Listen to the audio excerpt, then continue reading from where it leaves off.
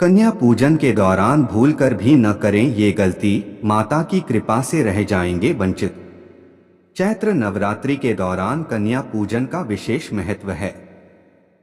नवरात्रि के दौरान माता के भक्त कन्या पूजन करते हैं। माना जाता है कि कन्याओं का पूजन करने से माता का आशीर्वाद भक्तों को प्राप्त होता है। नवरात्रि में अष्टमी या फिर नवमी को कन्या पूजन करने का विधान है और कन्या पूजन के बाद व्रत का संपूर्ण फल प्राप्त होता है। कन्या पूजन में छोटी छोटी कन्याओं को आदरपूर्वक घर बुलाकर उनकी पूजा की जाती है। उन्हें भोजन करवाया जाता है और उन्हें पकवान खिलाए जाते हैं और यथासंभव दक्षिणा दी जाती है। मान्यता है कि ऐसा करने से मां दुर्गा का आशीर्वाद प्राप्त होता है और उनकी कृपा से आपकी सभी मनोकामनाएं पूर्ण होती हैं। वहीं अगर आप कुछ गलतियां कर देते हैं तो मां दुर्गा नाराज हो जाती हैं। आइए आपको बताते हैं कि कन्या पूजन में किन बातों का ध्यान रखना चाहिए और किन नियमों का पालन करना चाहिए। नवरात्रि के दौरान कन्या पूजन करने वाले हैं तो किन गलतियों को करने से आपको बचना चाहिए, तो चलिए जानते हैं। लेकिन उससे पहले अगर आप भी चाहते हैं कि लक्ष्मी माता का आशीर्वाद आप पर बना रहे तो इस वीडियो को एक लाइक करें और चैनल को सब्सक्राइब कर ले और कमेंट बॉक्स में जय लक्ष्मी माता जरूर लिखें। कन्या पूजन का महत्व।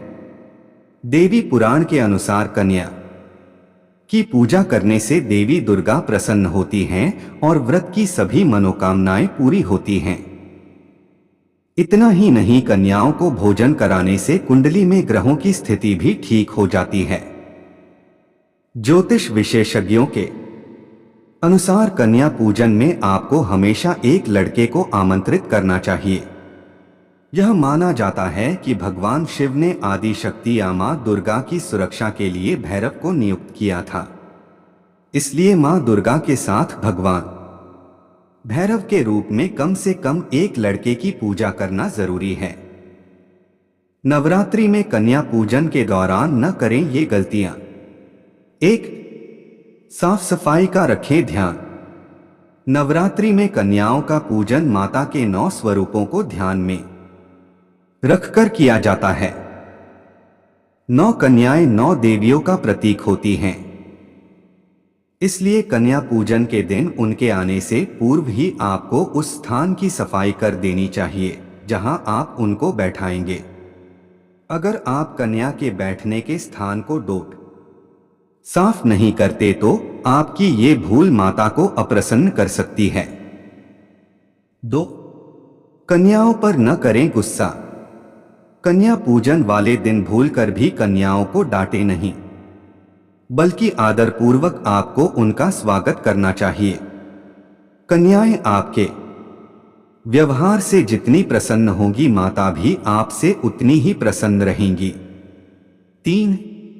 पैर धोना न भूलें। कन्याओं के आते ही उन्हें तुरंत आसन पर आपको नहीं बैठाना चाहिए। सबसे पहले उनके पैर आपको अपने हाथों से धोने चाहिए और उसके बाद पैर पोंछकर उन्हें आसन तक ले जाना चाहिए। 4. दिशा का रखें ध्यान। आसन पर बैठाकर कन्याओं का तिलक किया जाता है, लेकिन इस बात का ख्याल रखें कि तिलक करते समय कन्याओं का मुंह उत्तर पूर्व दिशा यानी ईशान कोण की ओर हो। गलत दिशा में कन्याओं के तिलक से आप माता की कृपा से वंचित रह सकते हैं। इसलिए कन्याओं के आने से पहले ही ये पता कर लें कि उत्तर पूर्व दिशा किस ओर है। आपको बता दें कि ईशान कोण को देवी देवताओं को निवास स्थान माना जाता है और इसलिए इसी दिशा में कन्याओं का तिलक किया जाना चाहिए। 5. कन्याओं के साथ जरूर बुलाएं एक बालक। अगर आप कन्या के साथ एक बालक को पूजा में नहीं बुलाते तो आपकी पूजा अधूरी रह सकती है। इसलिए पूजा में 9 कन्याओं के साथ एक बालक को भी आप अवश्य बुलाएं। बालक को भैरव का रूप माना जाता है। 6. जरूर दें कोई भेंट। भोजन के बाद अगर आप सामर्थ्य के अनुसार कन्याओं को डोट दक्षिणा नहीं देते तो कन्या पूजा अधूरी रह जाती है। इसलिए कन्या पूजा के बाद आपको अपनी सामर्थ्य के अनुसार दक्षिणा भी कन्याओं के हाथ में अवश्य रखनी चाहिए। 7.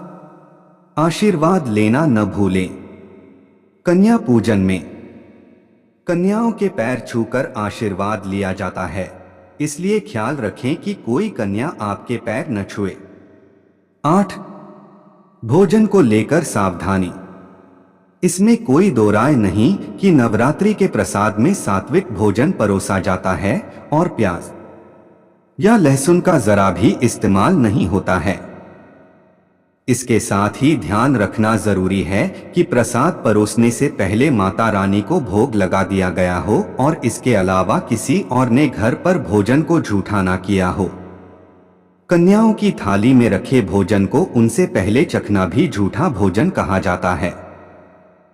कन्या पूजन के पश्चात जब आप कन्याओं को विदा करते हैं तो तुरंत बाद कभी भी बर्तन नहीं धोने चाहिए।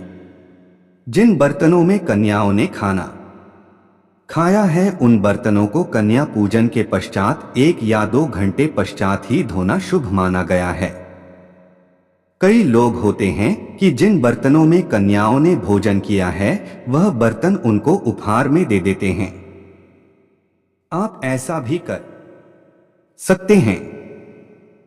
दोस्तों चलिए अब जानते हैं कन्या पूजन में क्या देना चाहिए उपहार में कन्या को। कन्या पूजन में उपहार में दें 5 चीजें। 1. उपहार में दें फल। कन्याओं को भोजन कराने में एक फल जरूर दें। मान्यता है कि फल उपहार में देने से आपके अच्छे कर्मों का फल कई गुना वापस होकर मिलता है।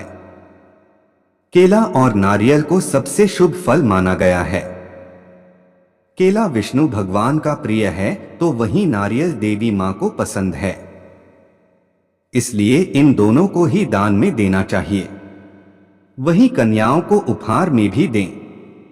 2. लाल वस्त्र। कन्याओं को उपहार के रूप में लाल वस्त्र देने का विशेष महत्व होता है। अगर किसी वजह से आप लाल वस्त्र देने में असमर्थ है तो सभी कन्याओं को लाल रंग की चुनरी दे सकते हैं।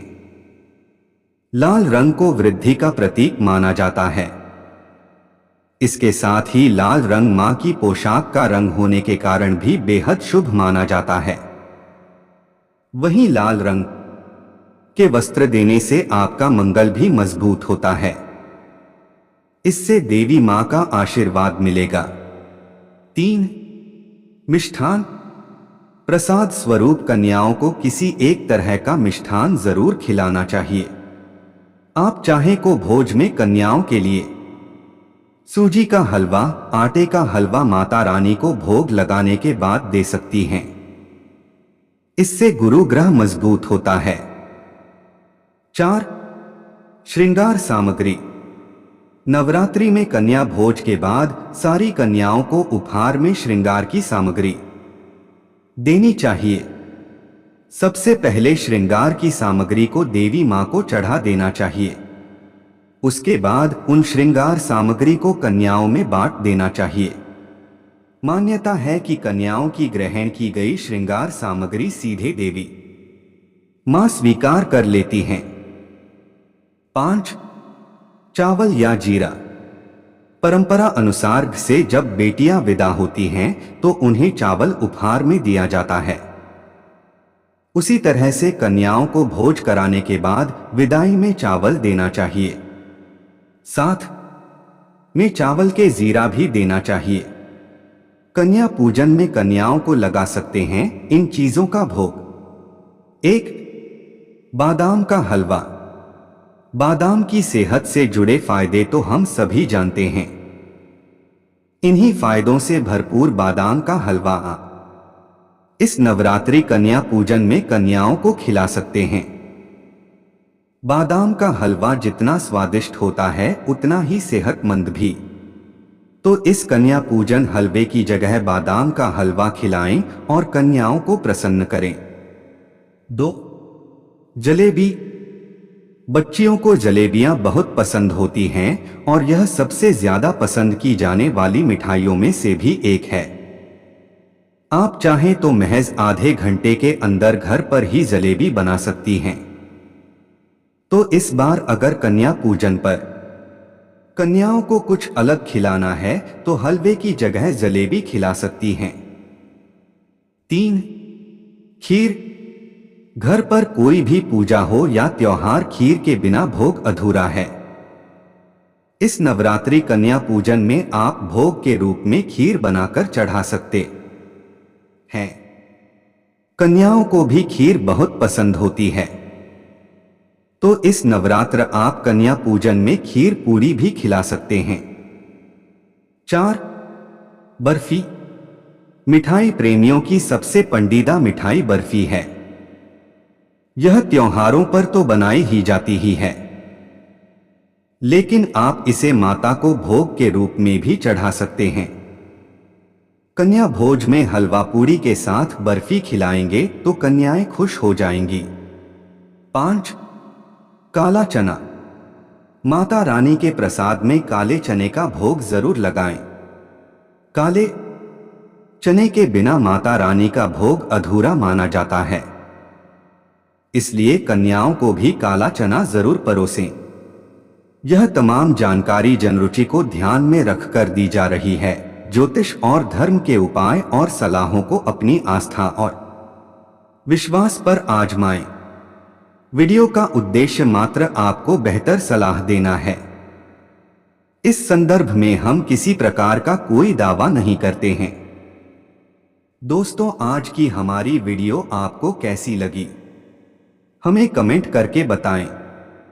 अगर आपको हमारी वीडियो अच्छी लगी तो कमेंट बॉक्स में जय मां लक्ष्मी जरूर लिखें। माता लक्ष्मी आप पर सदैव अपनी कृपा बनाए रखें। वीडियो के अंत तक बने रहने के लिए धन्यवाद।